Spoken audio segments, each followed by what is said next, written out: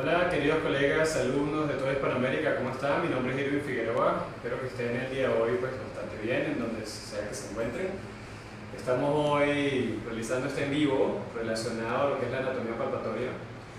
Este en vivo que vamos a hacer el día de hoy es debido a, sobre todo la experiencia que hemos tenido acá en Colombia y en Venezuela dictando los diplomados de terapia manual y terapia miofascial. Hemos visto a lo largo de estos años en la formación académica que la parte de anatomía palpatoria es una de las áreas de formación de pregrado y posgrado que muchas veces los fisioterapeutas tienen un poco de problemas para manejarla bien.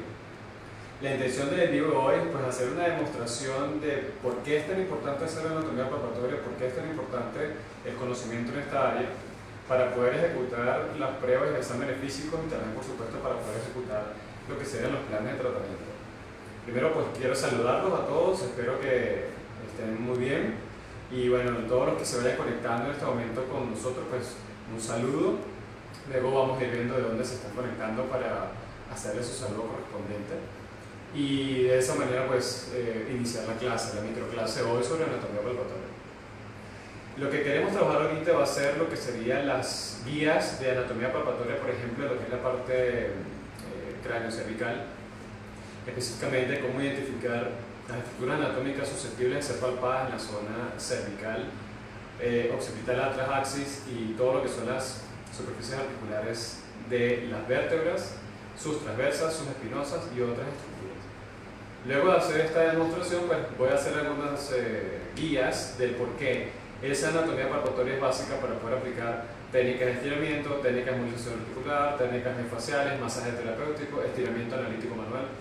Más o menos eso va a ser la tónica para que ustedes vean la importancia del aprendizaje en esta área. Entonces fíjense, vamos a empezar con la parte cervical. Recuerden que la parte cervical tiene un componente suboccipital que sería occipital atlas axis, tiene un componente cervical medio que va de C2 hasta C7. Los movimientos biomecánicos que se producen entre estas dos estructuras son inversas, en el sentido de que cuando el cráneo, por ejemplo, flexiona, la columna cervical baja, extiende y viceversa. Esto es biomecánica, esto lo vemos nosotros en los libros de biomecánica y lo estudiamos en los diplomados que nosotros dictamos tanto en Venezuela como en Colombia. Y lo importante en este punto ahora es ver que cuando nosotros hacemos el examen físico y observamos el movimiento y luego vamos a pasar a corroborar las causas por qué no se mueve bien una estructura, pasamos a una parte del examen físico que se llama la palpación. Entonces tenemos tres formas de palpar, lo que sería la palpación de condición, la palpación de posición y la palpación de movilidad. Estos tres puntos que son de palpación implican entonces el conocimiento exhaustivo de la anatomía palpatoria.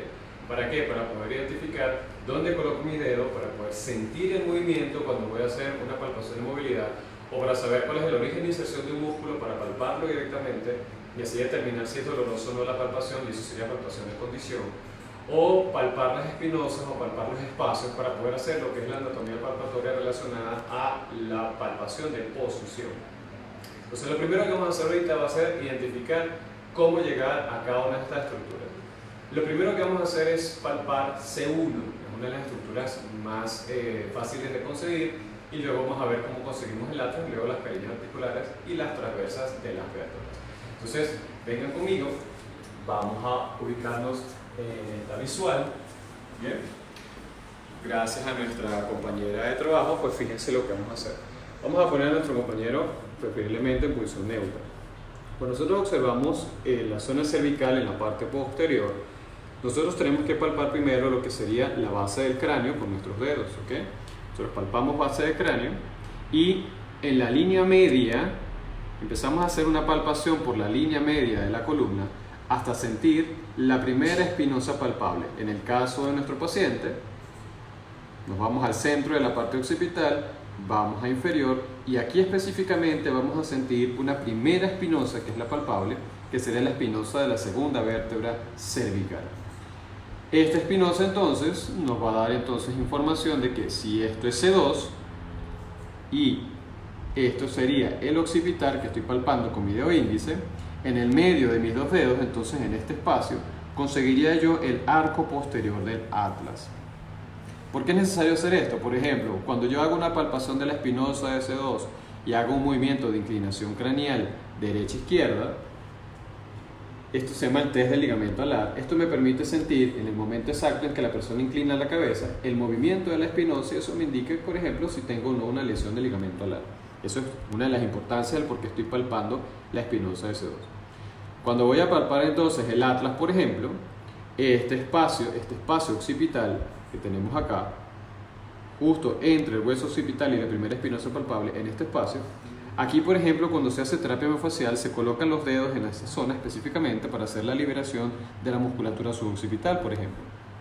Se puede hacer entonces una pinza, como la que estoy mostrándoles ahorita acá con mi mano, en este punto, fijo el cráneo y puedo empujar el atlas hacia adelante para hacer, por ejemplo, un test del ligamento transverso, ¿vale? Simplemente estoy dando el ejemplo de la importancia de la identificación anatómica de las estructuras para poder hacer examen físico, diagnóstico y pruebas de tratamiento.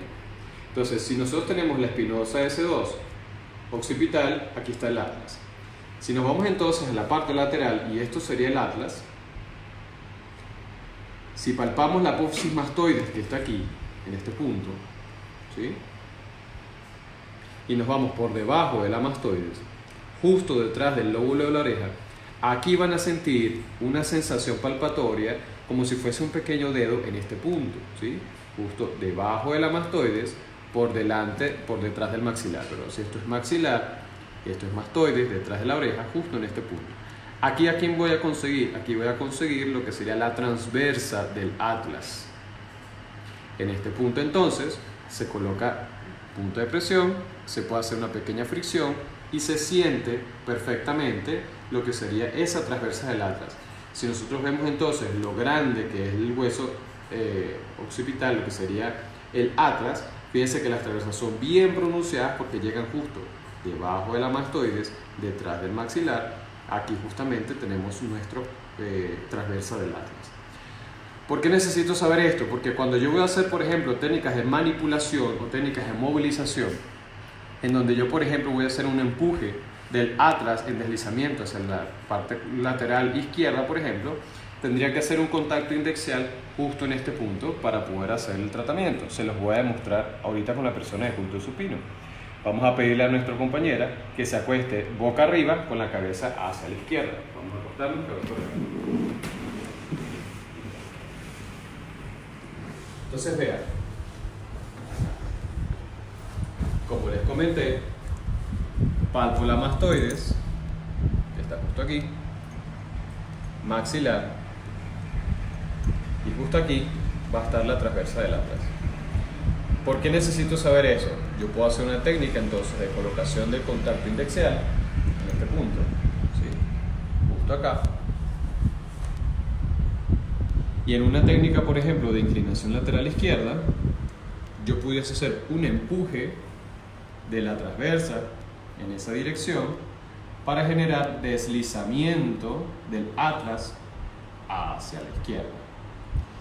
Eso que me permite, por ejemplo, cuando hablamos de técnicas de terapia manual, hacer entonces artrokinemática de deslizamiento lateral del atlas para ganar exactamente inclinación del cráneo a la izquierda. En este sentido sería así. Esa es una de las razones por las cuales es importantísimo la anatomía palpatoria, porque a la hora de hacer técnicas de empuje, técnicas manipulativas, es necesario identificar específicamente dónde está la superficie anatómica para no equivocarnos y de esa manera poder ser efectivos en el tratamiento. Muy bien, vamos a pedirle a nuestro paciente que se vuelva a sentar.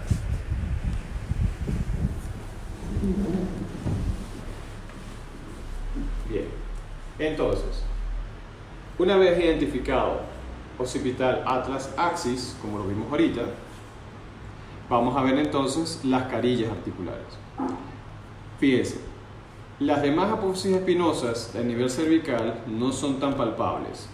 C3, C4, C5 no son tan bien palpables. Entonces fíjense, cuando uno palpa la espinosa de C2 y empieza su viaje en dirección posterior, durante todo este espacio uno no siente la espinosa. Pero cuando uno sigue bajando, en este punto ya empiezas a sentir una nueva espinosa. Esta espinosa palpable que viene acá, justo después de haber bajado el dedo índice a lo largo de la columna media de la columna cervical, esta sería la sexta vértebra cervical. ¿Cómo lo identificamos? Dejamos un dedito justo acá y le vamos a pedir a nuestro compañero que haga extensión de cabeza y cuello. Inmediatamente al final del movimiento vamos a sentir como la espinosa de C6 se desplaza, es decir, deja de estar en contacto con nuestro dedo índice. Eso nos indica inmediatamente que esa es la cesta cervical. Por lo tanto, si esta es la cesta cervical y yo sigo en dirección inferior, voy a conseguir otra espinosa que está justo abajo de ella, entonces esta sería la de C7. La de C7 implicaría entonces que cuando ella haga un movimiento de extensión cráneo-cervical, no se despega de mi dedo y por lo tanto yo identifiqué la espinosa de C6, la espinosa de C7. Y de ahí puedo seguir palpando en dirección inferior y poder sentir T1, T2, T3, T4.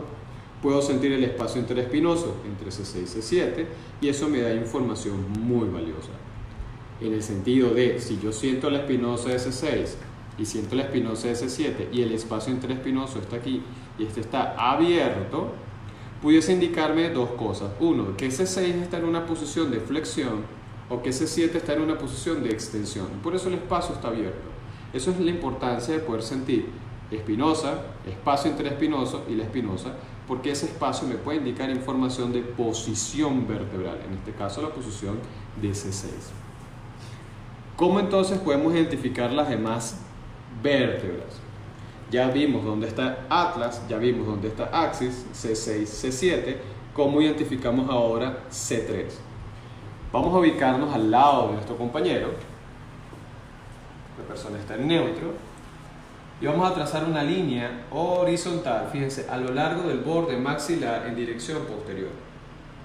Cuando yo hago entonces esta prolongación del maxilar hacia posterior, en el punto en donde confluye la línea media, aquí debería estar la espinosa de C3. Como les comenté, C3 no va a ser palpable porque es la parte más profunda de la curva lordótica de la columna cervical, pero simplemente me está dando información de que esta es la altura de C3. Si esta es la altura de C3 y yo me voy justo a la parte lateral del cuello, justo aquí, alineado con estos puntos de referencia, aquí conseguiría lo que sería la transversa de C3. Si esto entonces sería transversa de C3 y esto sería la espinosa de C3, la carilla articular la voy a conseguir justo en el muro articular. Es decir, vengan conmigo. Este es C3. Vamos a quitar un poco cabello acá. Aquí estaría C3. Voy hacia afuera. Y en este espacio, justo, fíjense más o menos cómo están abiertos mis dedos. En este espacio, fijando el cráneo, yo puedo hacer una presión hacia anterior y sentir en el fondo una sensación dura palpatoria. Eso es lo que se llama el muro articular. El muro articular aproximadamente está al ancho del pulgar. Fíjense, aquí está la espinosa de C3. Me voy un ancho de pulgar hacia afuera y aquí estaría entonces ubicando lo que serán las carillas articulares de las vértebras cervicales. En este caso, trazando la línea horizontal, aquí estaría la carilla articular de C3. Una vez ubicada entonces ya tenemos occipital, atlas, axis, C6, C7, ya vamos por C3, vamos a ubicar C4, C5. Volvemos a ubicarnos al lado del paciente. Y en este caso palpamos el cartílago cricoideo, ¿ok? El cartílago cricoideo o manzana de Adán, como se conoce. Trazamos en este caso una línea horizontal igual hacia posterior y aquí estaríamos ubicando C4, C5. Esta línea entonces es totalmente horizontal. Aquí estaríamos ubicando el espacio C4, C5. Igual como hicimos en la práctica anterior, aquí estaría entonces la espinosa de C4, por supuesto, más o menos el ancho de un dedo, la de C5, y si sigo bajando, inmediatamente consigo la espinosa de C6. Entonces la referencia anatómica para llegar a C4, C5 sería el cartílago cricoideo y llevarme entonces una línea horizontal hacia posterior. Las carillas articulares C4, C5, como vimos en el ejemplo anterior, pulgar, el ancho del pulgar desde la espinosa hacia afuera y aquí consigo las carillas articulares de C4, C5. ¿Por qué necesito hacer eso? Cuando vamos a hacer la valoración del movimiento, por ejemplo, palpación de movilidad cervical, yo debo colocar mi índice y mi pulgar en las carillas articulares correspondientes a la vértebra que quiero evaluar. Si quiero evaluar C3, por ejemplo, hago entonces la referencia anatómica del trazado hacia posterior, coloco mi dedo índice en la carilla articular C3 a la derecha y mi pulgar lo coloco en la carilla articular izquierda. En esta posición, por ejemplo, le puedo decir a mi paciente que haga un movimiento de flexión cráneo-cervical y yo puedo sentir en la punta de mis dedos el momento en que la carilla articular desliza hacia superior y adelante, o le pido a mi paciente que haga extensión y puedo sentir la carilla articular como desliza hacia abajo atrás. Puedo pedir la inclinación lateral derecha y puedo sentir como del lado derecho la carilla articular baja y del lado izquierdo sube. Y si inclino al lado opuesto puedo sentir como la carilla articular sube y la izquierda baja. Entonces, desde el punto de vista de lo que sería la palpación de las carillas articulares cervicales, me sirve, por ejemplo, para el punto del examen físico en el cual tengo que hacer palpación de movilidad. Al hacer yo esto, yo puedo percibir entonces los deslizamientos facetarios e identificar si realmente la vértebra tiene o no tiene movimiento. Y eso me permite hacer un diagnóstico. Desde un punto de vista de tratamiento fisioterapéutico, por ejemplo, vamos a pedirle a nuestro compañero que se acueste boca arriba, como estábamos ahorita. Bien. Vamos a ubicar, por ejemplo, C3. Coloco el espacio, lo que sería el contacto indexial del dedo índice, justo en la carilla articular de C3. Recuerden que es en este punto. Y yo en esta posición puedo hacer técnicas de movilización articular, de flexión, por ejemplo. Puedo hacer técnicas de movilización en extensión, por ejemplo, donde en vez de estar en la carilla articular, coloco el contacto indexial en la transversa de C3 y hago un empuje en dirección caudal. ¿Sí? Puedo hacer, por ejemplo, una toma a nivel de C3 en donde yo pudiese estirar, por ejemplo, la musculatura escalena. Fíjense, mi mano va a pasar por detrás del cuello y mis dedos llegan a la transversa propiamente de C3, C4. Una vez haciendo ese contacto, puedo hacer una toma a nivel de la primera costilla que está aquí y hacer un estiramiento directo de la porción muscular escalénica que se inserta en C3, en C2, C3, C4 con respecto a la primera costilla. Entonces, lo importante del procedimiento es justo la anatomía palpatoria y que el agarre sea en el punto exacto donde se hace el desplazamiento, donde se está haciendo la técnica. Nos sentamos.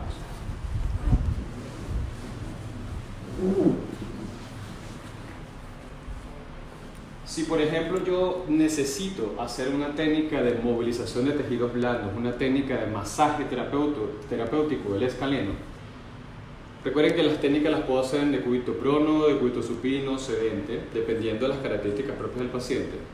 Yo quisiera hacer, por ejemplo, una técnica de stroke longitudinal miofacial en la musculatura escalénica, sabiendo el origen y la inserción del músculo. Entonces yo puedo utilizar, por ejemplo, una técnica en donde ubico superficie articular, coloco el contacto y hago un deslizamiento en la dirección de la fibra del músculo hacia lo que sería la primera costilla.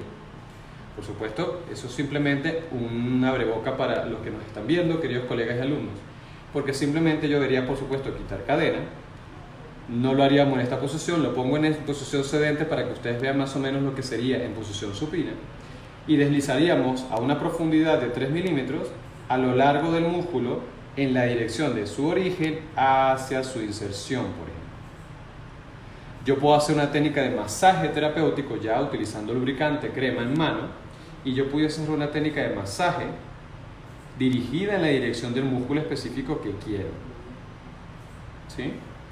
Es, por ejemplo, lo mismo pensando en el esternocleidomastoideo. Fíjense que el esternocleidomastoideo tiene su origen en la mastoides y va en dirección oblicua hacia lo que sería la clavícula en la porción esternoclavicular. Cuando yo sé esa referencia anatómica, entonces yo puedo palpar el músculo esternocleidomastoideo a través de la palpación de condición, determinar si mi paciente tiene dolor a la palpación Ejemplo, puedo hacer una técnica de stroke longitudinal en el músculo, puedo hacer una técnica de masaje en el músculo, puedo hacer una técnica de estiramiento, fijando clavícula y tomando cráneo y separando los cabos, pero en el sentido de que si yo sé dónde está el origen de la inserción, la toma sería en la aposis mastoides, fijo clavícula y llevo entonces la cabeza en una inclinación hacia el lado contrario con rotación al mismo lado, y eso generaría el estiramiento propio del músculo. Es decir, fijo origen e inserción manualmente y hago un estiramiento analítico del músculo esternocleidomastoideo. Este tipo de técnicas entonces nos permite identificar rápidamente, porque si yo diagnostico de forma específica una situación mecánica, puedo sentir cómo se mueve una vértebra, puedo escoger entonces qué tipo de técnica miofascial voy a hacer, qué tipo de técnica de masaje terapéutico voy a hacer. Otro ejemplo importante, por ejemplo, electroterapia. ¿Dónde coloco los electrodos para hacer una estimulación directa de un músculo específico? Si yo sé, por ejemplo, entonces que tengo el esternocleidomastoideo, o tengo los escalenos, o tengo un trapecio, y sé el origen de inserción y yo puedo palpar hacia dónde va el vientre del músculo, hacia dónde va la fibra del músculo, entonces yo voy a poder colocar los electrodos que vayan en la dirección específica de la fibra muscular para que me estimule el punto motor específico o para que me haga una analgesia de una estructura específica. No es simplemente colocar los parches electrodos en cualquier parte, no, porque el hecho de colocarlo más adelante o más atrás va a estimular diferentes tipos de fibras, va a determinar una acción terapéutica distinta dependiendo de dónde coloquemos los electrodos. Entonces, la anatomía palpatoria para lo que es la aplicación de fisioterapia, lo que es para el diagnóstico kinésico, para la aplicación de cualquier procedimiento, es indispensable. Y por eso nosotros estamos haciendo actualmente en todas nuestras clases, siempre hay una parte de anatomía palpatoria por la zona que vayamos a tratar, por la zona que estemos estudiando. Siempre hacemos anatomía palpatoria cuando estamos haciendo diagnóstico. Nuestros estudiantes tienen que aprenderlo, tienen que repasarlo. Si ya lo vieron en la universidad, nosotros aquí en los cursos lo que hacemos es reforzarlo. Pero nos hemos dado cuenta que hay una carencia importante en la formación en esta área. Razón por la cual nosotros estamos ahorita desarrollando cursos de anatomía palpatoria para todo aquel fisioterapeuta que desee mejorarse en esta área, o para aquellos colegas fisioterapeutas que han pasado por nuestras manos, que quieran profundizar en esta área, para que logren entonces el objetivo de mejorar su nivel de palpación y mejorar entonces su nivel de diagnóstico y por supuesto su nivel de tratamiento. ¿Vale? Si hay alguna pregunta, con muchísimo gusto. ¿Alguna duda, algún comentario? Excelente tema, gracias por compartir, manito arriba, corazoncitos. Perfecto.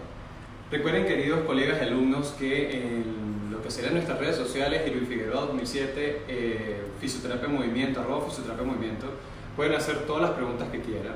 Este en vivo va a quedar siempre presente en el Instagram aproximadamente durante 24 horas, y en el Facebook va a estar completamente abierto para que ustedes lo repasen cuando ustedes quieran.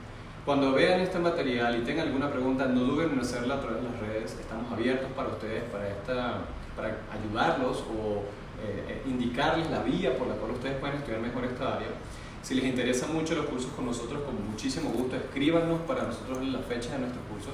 Estamos planteando, por ejemplo, que en la ciudad de Medellín, en el 23 y 24 de noviembre de este mes, vamos a hacer un curso de anatomía palpatoria para todos aquellos que lo que deseen hacer, quieran información, por supuesto, escríbanos, pregúntenos, les damos toda la información. Esperamos que asistan. Va a ser un curso muy divertido porque vamos a trabajar anatomía palpatoria, por lo tanto, de cuello, tórax, lumbares, pelvis, miembro superior, miembro inferior, con ejemplos prácticos. Es decir, vamos a hacer anatomía palpatoria, por ejemplo, de la extremidad superior, y vamos a ver técnicas de estiramiento analítico manual de miembro inferior, de miembro superior. Vamos a evaluar, hacer anatomía palpatoria del miembro inferior, vamos a hacer técnicas miofaciales a esa musculatura. Vamos a evaluar, por ejemplo, cómo se hace la anatomía palpatoria lumbopelviana, y vamos a hacer algunos ejemplos de movilización vertebral de la zona lumbopelviana. Es decir, cada zona no solamente le vamos a sacar el jugo de cómo se hace, haciendo el curso como tal, en donde vamos a estar haciendo, por supuesto, las correcciones en vivo con cada participante para que sepan que se está llevando la información correcta, sino que también vamos a hacer el curso para que usted sepa por qué lo estamos haciendo. Se lleva algunas técnicas que la especificidad que nos da la anatomía palpatoria nos lleva a ser más eficaces en el tratamiento, Eso va en dirección directa a lo que sería la mejoría del paciente, porque vamos a hacer diagnóstico más rápido, vamos al músculo específico, al ligamento específico, a la carilla articular específica, y eso hace entonces que el paciente mejore con mayor rapidez en su proceso de rehabilitación. Entonces los invitamos, muchachos, para que cualquier cosa se unan con nosotros. Recuerden que tenemos los cursos online que nosotros dictamos acá en Fisioterapia en Movimiento. Tenemos los cursos de diplomado, que ya arrancamos uno el fin de semana pasado en la ciudad de Pereira. Vamos a tener el curso si Dios quiere, en el año 2020, ya en el mes de enero. Vamos a tener lo que sería el diplomado en terapia manual ortopédica y miofascial otra vez por segunda corte acá en la ciudad de Medellín. Así que simplemente, muchachos, los invito, preguntas, dudas, lo que tengan, por supuesto, estamos a la orden. ¿Qué bibliografía utilizas? Bien, anatomía palpatoria hay muchos libros. Les recomiendo que hagan lo siguiente. No recomiendo un libro específico de anatomía palpatoria. Lo que le digo a mis estudiantes es, métanse en Google, en Amazon también se pueden meter, busquen simplemente anatomía palpatoria y hay muchos libros de anatomía palpatoria en español, gracias a Dios, y ahí van a ver bastante literatura. De todas maneras, yo luego les puedo pasar el nombre del cual a mí me gusta más. El libro McGee tiene una parte de anatomía palpatoria que es valoración ortopédica. El Hoppenfield también tiene una parte de anatomía palpatoria y valoración ortopédica muy buena. Esos son los que a mí más me gustan, pero hay muchos libros de anatomía palpatoria que ustedes pueden tener y pueden buscar. Bien, me despido entonces. Muchas gracias a todos los que se sintonizaron el día de hoy. Espero que les haya servido, a los que son estudiantes de nuestro diplomado les haya servido de repaso. A los que no, pues simplemente les haya ayudado en repasar lo que vieron en la universidad. Y si es la primera vez que lo vean, pregunten todo lo que necesiten, que vamos a estar con ustedes. Nos vemos entonces, queridos colegas alumnos.